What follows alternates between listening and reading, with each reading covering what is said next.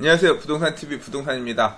7월 19일 수요일입니다. 오늘 청약하는 단지도 있고 특공하는 단지들도 있고 그런데요. 청약들 잘 하시기 바라고요. 저는 오늘 얼른 영상 찍고 모델하우스 몇 군데 볼 수 있는 대로 좀 보고 오려고 그래요. 사실 어저께 지축지구 반도이보라 보러 갔는데 어제 그 특공한다고 견본주택 안 열더라고요. 힘들게 참을고 갔는데 못 보고 그냥 카다로그만 받고 왔습니다. 오늘 빨리 가면 볼 수 있을 것 같고 아마 못 볼지도 모르겠어요. 아무튼 뉴스 읽어보도록 하겠습니다. 첫 번째 뉴스입니다. 조합장 비리 철퇴, 용역계약 투명성 높아진다라는 기사인데 보니까 어제 좀 법률 몇 개 개정이 됐나봐요. 하나는 뭐 주택법 개정을 해서 청약제도 개선을 통해서 전매 제한 걸고 청약 조정 지역 넣고 빼고 이런 것들 좀 빨리 할 수 있도록 주택법 개정을 한 모양이에요. 그 내용이 사실 되게 많이 부각이 됐는데 그거야 뭐 어차피 뭐 그렇게 할 수 있다, 어차피 규제하거나 풀거나 하겠다는 거니까 그냥 뭐 그렇게 가는 방향인 거니까 그렇게 저는 크게 눈길이 안 왔고 오히려 이게 더 눈길이 왔어요. 조합장 비리 철퇴, 용역계약 투명성 높아진다라 그랬는데 뭐냐면 이게 이 사람들이 다 이 재개발 조합, 재건축 조합 이런 정비 사업을 하는 조합의 대장을 하려고 그러잖아요. 사실 저는 이런 자리 줘도 싫거든요. 왜냐하면 항상 이게 굉장한 권력입니다. 그러니까 어떻게 사업을 할지를 결정하는 그 키를 쥐고 있는 그 정점에 있는 거기 때문에 뭐 법무업체를 어디를 쓴다든가 뭐 이 집을 짓기 위해서 결정해야 되는 수많은 계약들이 있죠. 그 계약들 중에서 어떤 사람들은 조합원들 총회를 열어가지고 이제 결정을 해야 되는 부분도 있고 어떤 사람들은 이제 대연회의 통해서 하기도 하지만 실제로 다들 이렇게 집을 막 많이 지어보거나 이렇게 큰 재개발 재건축처럼 큰 규모의 집을 지어보지 않은 사람들이기 때문에 잘 모르거든요. 그렇기 때문에 이 금액이 적정한 금액인지 적정한 금액이 아닌지 이런 부분에 대해서 각자들 다 판단할 능력이 없습니다. 그래서 이 조합장이 임의로 수의 계약이라 그래서 업체들 선정해서 여기를 하기로 했어요 이런 식으로 하면서 이제 뒤로 금품이나 향을 받거나 비용을 부풀리거나 하는 형태가 자행되어 오고 있죠. 그런 사업장들이 많이 있죠. 그로 인해서 뭐 구속되거나 뭐 하는 임원들이 나오기도 하고요. 그래서 이 법을 지금 어떻게 개정을 했냐면 김연아 의원이 대표 발의한 개정안은 조합에서 발주하는 모든 용역을 원칙적으로 일반 경쟁으로 선정토록 하는 것이 골자다. 예외적으로 금액이 적거나 재난 등 긴급한 경우에만 지명 경쟁이나 수의 계약을 허용하도록 했다.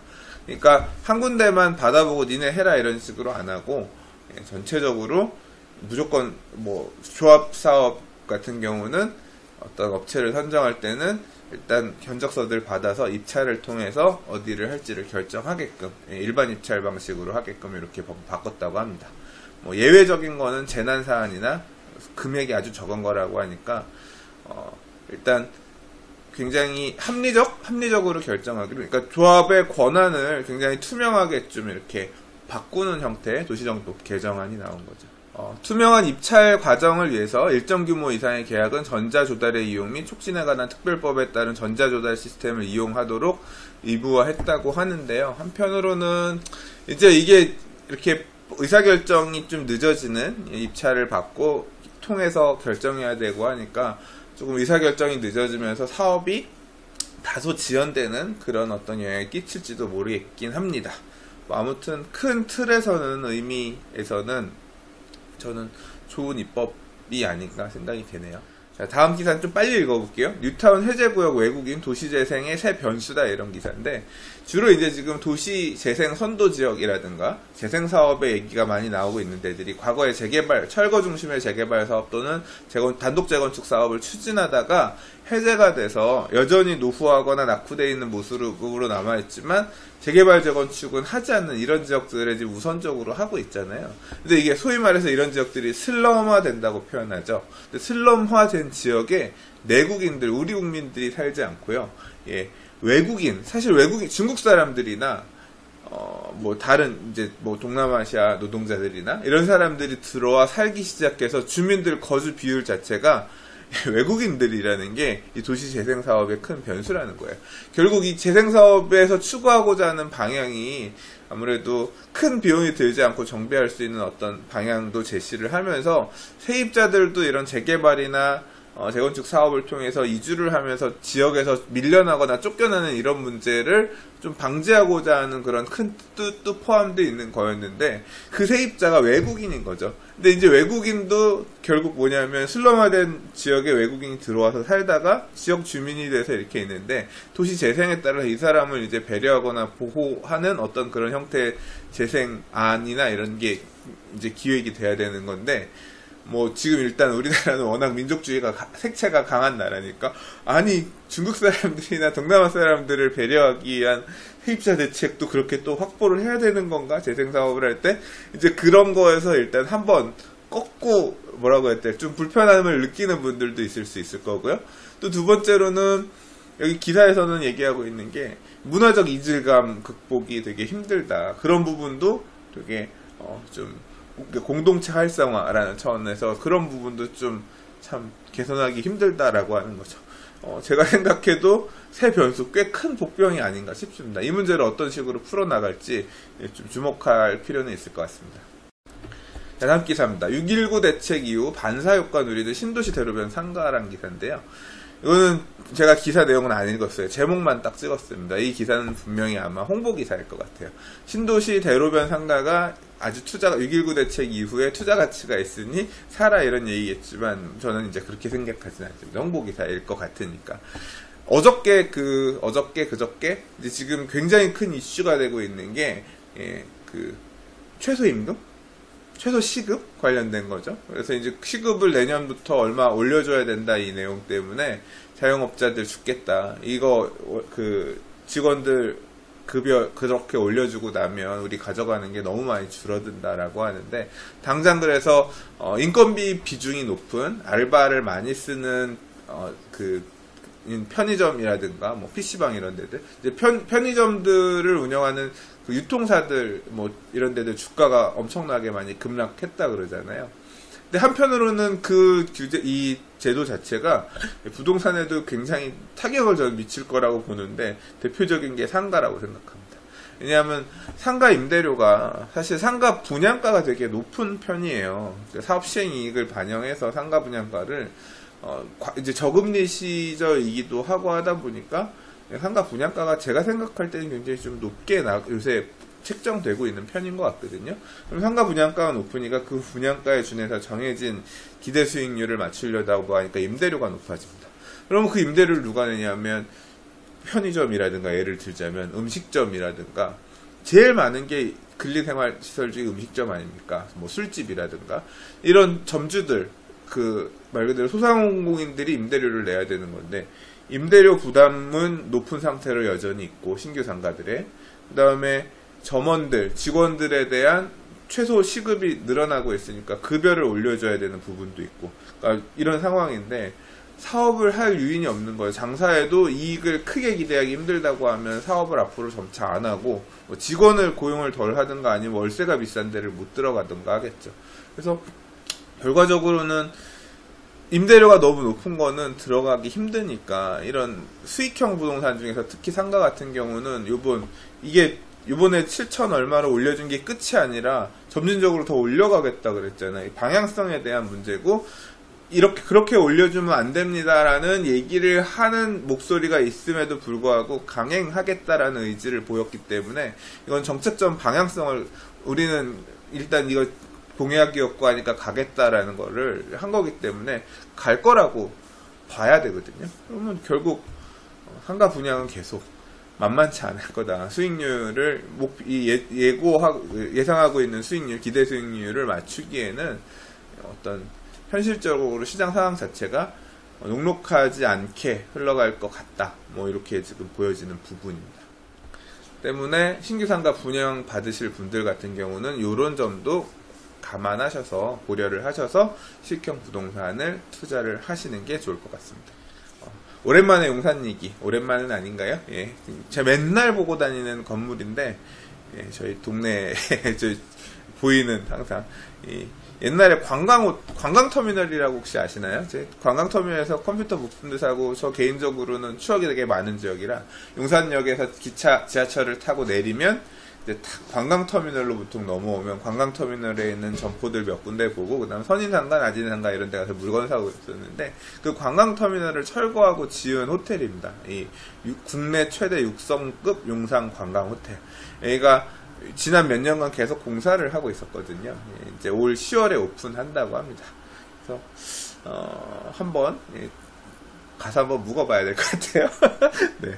요 앞쪽으로는 보면 이제 주차장 부지가 있는데요. 여기가 사실 유수지라 그래서 이 밑에 욱천이라고 개울이 있고 물이 고여 있는 부분 위에다가 복개해서 공영 주차장을 만들기도 하고, 한편으로는 여긴 복개해가지고 그 위에 도로 만들어 놓고 한 지역이에요. 이 주변 지역 자체가. 그래서 지금 일단 그 유수지 위쪽에 지금 공영 주차장 부지는 행복주택을 짓는다고 하고요. 그래서 이 일대, 그리고 한편으로는 도시 재생 그 관련해서 이 일대, 요 앞에 보면 이제 용산 선인상가라든가 나진상가라든가 전자상가들 있잖아요. 여기가 이제 서울시 도시재생 활성화 지역으로 선정돼서 대학교 창업공간 등등 이렇게 전자상가 살리기 위한 부분까지도 포함한다 그래요.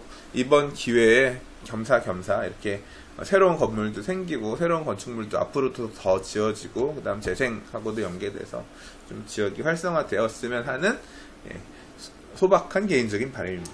자, 하반기 강북 뉴타운 강남 재건축 빅매치. 올 하반기 7월에서 12월 사이 서울 분양시장은 강북 뉴타운과 강남권 재건축이 주도할 것으로 보인다.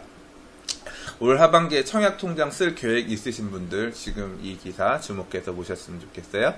자, 하반기 물량을 보면 서울 안에서 35개 단지 38,056가구, 일반 분양 이 중에서 16,618가구, 한 16,600개 정도가 분양 나온다 그래요. 어디 분양하느냐? 지도에서 짤막짤막하게 볼게요. 자, 이게 공덕 SK 리더스뷰입니다. 작년부터 분양 나온다 그랬는데 올 하반기로 밀렸어요. 예. 공덕역, 지금 건물에서 보면 얘가 롯데캐슬입니다. 그 옆에. 이게 공덕 더샵이고요. 밑에 보면 신영 주엘 있고, 예, 딱 공덕역 역세권인데요. 지도에서 한번 볼게요. 자, 여기 공덕역이고, 마포역이고, 아현 뉴타운. 예, 싹 올라가면, 좀 확대를 해볼게요. 여기 마포 롯데캐슬 아파트가 공덕역 바로 앞에 있고, 여기가 공덕 더샵, 이게 공덕 파크자인데 요 부지입니다. 마포로 6구역 SK뷰라고 되어 있는 요 부지. 딱 지하철에서 공덕역, 한승역, 공덕역에서 도보 3분 이내. 실제로 완전 초역세권입니다. 여기에 지어지는 주상복합 아파트고요. 세대 규모는 얼마냐? 세대 규모는 총 472세대인데 이 중에서 255가구가 일반 분양에 나올 예정이라 그래요. 자, 다음은 가재울 뉴타운인데요. 가재울 뉴타운 분양 물량 관련해서는 제가 유튜브에서 부동산 TV에서 한번 소개한 바 있습니다. 가재울 5구역, 6구역이 나올 건데 6구역이 이번 7월에 분양할 거예요. 에코자이라고 해서 나올 거고, 그 다음 가재울 5구역 바로 연접해 있어서 가재울 5, 6구역이 한 단지처럼 같이 이제 조성이 되는데요. 가재울 5구역도 올 하반기 분양 지금 철거 막 하고 있거든요. 이름이 레미안 루센티아로 정해졌어요. 그래서 지도에서 한번 위치를 보시면, 자, 여기가 서대문구 북가자동, 남가자동, 이 가재울 지역이고, 요 밑에는 마포구예요. 이 철길 밑으로는 마포구고, 상암 디지털 미디어 상암, 공원 있는 이 상암이고, 이 북쪽은 수색증산, 수색증산 뉴타운 많이 얘기했었죠. 그 다음에 여기 가재울 뉴타운 역인데요. 가자역입니다. 경의중앙선 가자역에서 쭉 올라가면 가재울 뉴타운이 여기가 이렇게 지금 이 큰 블럭, 이렇게 얘가 지금 가재울 뉴타운 4구역 DMC 파크뷰자이고, 그 옆에 여기가 이렇게 생긴 애가 요렇게까지 해서 이게 가재울 뉴타운 3구역 DMC 레미안 이편한 세상이고요. 그리고 요 앞에는 다 이 시장 입구, 모래는 시장 입구 이런 데가 도시환경정비 사업구역들인데, 여기가 가재울 8구역이거든요. 요번에 저 사업시행인가 났나 그럴 거예요. 가재울 8구역. 여기도 이제 정비할 거고, 요즘 요번에 분양한다고 하는 데는 어디냐면, 요 가자 삼거리에서 쭉 들어오면 가재울 4구역 DMC 파크뷰자에 지나서, 요 블럭입니다. 여기 블럭. 여기까지. 여기가 가재울 5구역 레미안 루센티아고요. 요렇게 해요. 여기까지. 그리고 여기가 가젤일타운 6구역 에코자입니다. 이게 먼저 분양하고 이게 분양할 건데요. 분양 물량이 좀 됩니다. 그래서 레미안 루센티아 같은 경우는 총 997가구 규모로 이 중에서 일반 분양이 513가구, 분양 물량이 꽤 많아요. 일단 5구역은 9월 정도 분양할 예정이라고 하고요. 그 옆에 6구역, 가젤일타운 6구역 DMC 에코자인데 7월 모델하우스 오픈 예정이라고, 아마 이번 주든가 다음 주든가 하는 것 같은데 여기죠. 여기는 세대수가 5구역보다 조금 많습니다. 1047세대거든요. 1047세대인데 일반 분양은 1047세대인데 일반 분양이 한 550개, 552개 그 정도 나오는 걸로 알고 있습니다. 그리고 아이언뉴타운에서도 2개 단지가 분양이 나올 건데, 아까 보셨던 봉덕의 리더스뷰가 이게 아이언뉴타운 끝자락에 있는 거고, 한편으로 이제 아현동의 이 마포대로변 쪽의 분양들은 다 끝났는데, 이제 그 서쪽 부분, 염리동 쪽 분양들이 이제 일부 물량이 남아 있는데, 염리 3구역 재개발한 마포그랑자이 1671가구 중에서 이제 일반 분양이 일부 있을 거예요. 다시 지도를 보시면 여기가 이제 마포대로고요. 그 다음에 요쪽 이 대흥로 쪽으로, 그러니까 요쪽 이 마포대로 쪽으로는 여기는 정비가 어느 정도 다 마무리가 됐는데, 요 이대역에서 대흥역 내려온 이쪽 방면 같은 경우는 사실 좀 정비가 덜 됐습니다.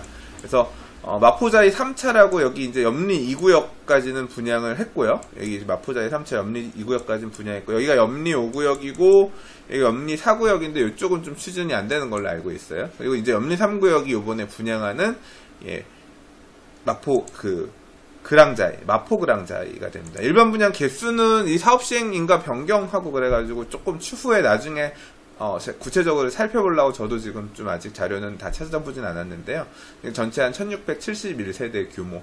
원래 이 아이언 뉴타운 안에서 이 아이언 3구역이 마포레미안 푸르지오가 됐거든요. 여기랑 좀 견줄만한 쌍벽을 겨루는 괜찮은 구역이었어요. 아무튼 그렇게 염리 3구역이 마포그랑자이라는 이름으로 분양을 할 예정이고, 그리고 여기가 이제 아현 2구역 재건축 구역이거든요. 여기도 이제 분양할 건데 아마 올해는 안 나올 것 같고 내년 정도 나올 것 같습니다. 사실 이 마포권역의 재개발 구역들, 재건축 구역들, 저 한 10몇 년 전부터 계속 보았던 데인데 이제 다 끝나네요. 염리 2구역, 염리 3구역, 대흥 2구역, 대흥 3구역. 말 잘못됐어요. 그 다음 염리 2구역, 염리 3구역, 아현 3구역, 아현 2구역. 저는 이 구역명으로 이름이 보이는데 이렇게 바뀐 모습 보니까 참 새롭네요. 이 밖에 상계뉴타운에서는 대우건설이 상계뉴타운 첫 분양인 상계센트럴 푸르지오. 이건 지금 오늘 1순위 청약하는 날이죠. 상계 4구역. 그리고 여기 말고 연이어서 계속 분양하는 걸로 알고 있었는데 이제 그쪽도 분양이 있을 거고. 그 다음 부가연뉴타운 1구역이 1-1, 1-1-3 3기로 나뉘었는데 1-2, 1-3은 입주가 이미 끝났고요. 1-1구역이 지금 10월 달에 분양한다 그래요. 그래서 힐스테이트 신촌. 위치가 어디냐면 좀 전에 보셨던 아현뉴타운 딱 마주보고 있는 여기가 서대문구 부가현뉴타운입니다. 이렇게가. 그래서 여기가 부가현뉴타운 1구역이 이렇게고요. 1구역 1-1지구, 1-2지구, 1-3지구 그렇습니다. 근데 이제 여기는 입주가 끝난 거고 여기가 요번에 분양하는 거예요. 이대를 끼고 있어요. 이화여자대학교고요. 이게 맞닿아 있는 이 지역입니다. 그래서 지하철은 아현역, 2호선 아현역. 네, 약간 지형 자체는 구릉지입니다. 그리고 부가현뉴타운은 이제 앞으로 할 때가 여기 부가현뉴타운 2구역이 여기 요렇게가 있고요. 그리고 이제 이쪽이 부가현뉴타운 3구역, 굉장히 큰 규모입니다. 이렇게까지 하면 부가현뉴타운도 사업이 다 마무리가 되는데, 아무튼 뭐 추후에 또 분양할 거니까 나중에 사업이 본격적으로 궤도 오르고 하면 또 나중에 좀 설명을 드려볼게요. 자, 강남에는 재건축 중심으로 분양을 한다 그랬는데 지금 이거 바로 이제 들어갈 게 개포 시형 아파트 재건축한 레미안 강남 포레스트. 이것도 제가 부동산 TV에서 살펴본 적이 있죠. 이제 개포도 분양할 단지들이 좀 있는데 작년에 개포 2단지, 개포 3단지 분양했고, 그다음 개포 4단지가 지금 사실 이제 여기 개포 시형 아파트, 이제 이쪽으로 오면 개포 시형이 요번에 분양하는 거, 일반 분양 물량 200개 좀 넘게 있었고요. 전체 한 2200세대 중에서 2200이 아니라 2300, 2300개 중에서 한 200개 좀 넘게 일반 분양 있을 거고, 뭐 올해는 아니겠지만 개포 주공 4단지도 분양할 거고, 다음엔 이제 개포 1단지도 분양할 거고요. 개포에서 메인 라인들이 이렇게 또 분양에 나설 예정인데, 당장은 일단 레미안 강남 포레스트란 이름으로 요 개포 시형 아파트 분양을 할 거고요. 바로. 그리고 그 다음은 이 청담 삼익 아파트인데요. 청담자에 옛날에 이게 한신 아파트였나 그랬던 것 같은데, 예, 요 강변 북로를 타고 가다가도 잘 보이고 올림픽도로를 타고 가다가도 잘 보이는데, 청담자의 아파트 옆에 청담 삼익 아파트. 한 2002년도에 그 당시에 강남에서 막 상가 관련된 일을 하고 할 때 아는 분이 여기 살아서 몇 번 회식하고 막 이러면서 몇 번 갔던 기억이 납니다. 청담 삼익 아파트도 재건축을 하네요. 롯데에서 시공을 하나 본데, 재건축하는 세대 규모는 한 1600? 1230이네. 잘못 말했어요. 1230가구. 11월 정도 분양할 건데, 일반 분양이 몇 개 없습니다. 157가구. 그 정도 분양을 또 한다고 하고요. 그리고, 부동산 TV에 살펴본 적 있죠? 신반포 6차 아파트. 자, 이 반포로 넘어왔는데요. 반포, 이제 굉장히 지금 막바져 열심히 가고 있는 반포 1, 2, 4주구, 반포 3주구, 그 다음 신반포 3차 경남 통합 재건축, 그리고 이제 그 옆에 신반포 2차. 요 딱 뒤에 보면 여기가 신반포 6차거든요. 예, 신반포 센트럴 자이라고 이제 여기가 분양 나올 거예요. 여기. 예, 그래서 여기가 8월 신반포 6차 아파트를 재건축한 신반포 센트럴 자이를 내놓는다. 전체가 한 757가구인데 이 중에서 일반 분양이 145개. 뭐 약간 뭐 소송, 뭐 동호수 배정 관련해서 조합이랑 조합원이랑 뭐 소송이 있다 그랬는데 어떻게 잘 해결됐나 모르겠습니다. 그래서 그게 아마 이제 나올 것 같고요. 그리고 이번에는 이제 강동구로 넘어와서 강동구 분양이 계속 있었죠. 작년에 고덕 그라시움 고덕 2단지, 그 다음에 올해 고덕 7단지 롯데캐슬 베네루체, 그 다음에 얼마 전에 고덕 센트럴 아이파크 고덕 5단지 했고, 이게 남았죠. 제일 큰 거 고덕 3단지. 그래서 이 3단지 재건축 분양을 할 건데,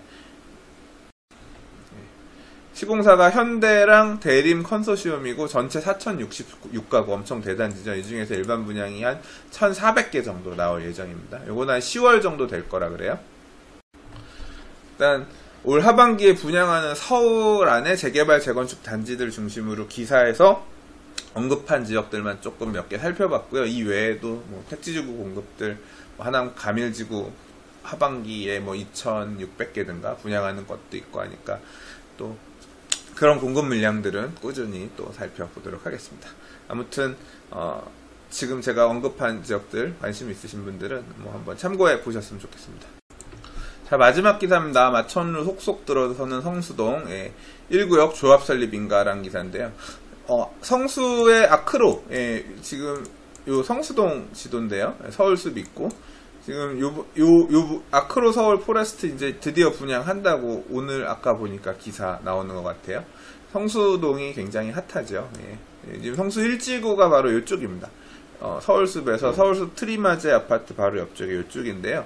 여기가 이제 4개 구역으로 나뉘어서 재개발 사업을 추진하고 있는데, 성수 1지구, 4지구 쪽이 속도가 제일 빠르고 1이 이제 그 다음이었는데, 요번에 성수 1구역이 요번에 조합 설립인가를 받았다 그래요. 그래서 조합원이 한 1453, 그 다음에 임대가 한 500개, 495. 그래서 포함해서 대략 이 일반 분양까지 해서 한 2900세대 정도를 짓는데, 그러면 대략 이렇게 조합원들 받고 나면 일반 분양이 한 960개 정도 나온다고 합니다. 한 3000가구 들어서니까 굉장히 규모는 크죠. 이런 사업 추진과 더불어서 사업이 진행되는 것과 더불어서 지분 가격도 굉장히 상승하고 있는 것 같고요.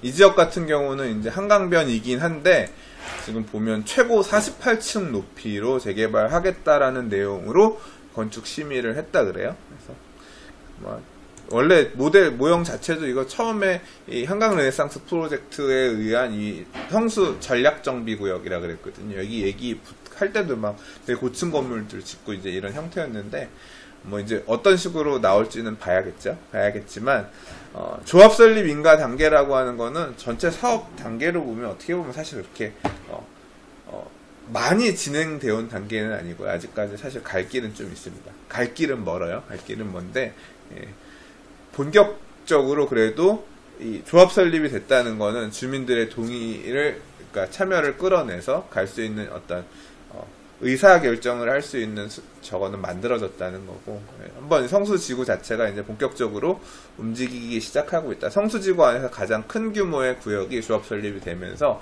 이제 탄력을 받게 되었다, 받기 시작했다. 뭐 이 정도로 이해하시고 넘어가면 될 것 같습니다. 자, 오늘도 뉴스를 짤막하게 읽어보려고 그랬는데 이거저거 많이 또 길게 읽었던 것 같습니다. 좀 지루하셨더라도 죄송하고요. 양해 좀 부탁드리겠고요. 도움이 되셨다면 좋아요도 눌러주시고 구독하기도 안 누르셨다면 눌러주시면 감사하겠습니다. 내일 또 다른 뉴스로 인사드릴게요. 감사합니다. 부동산이었습니다.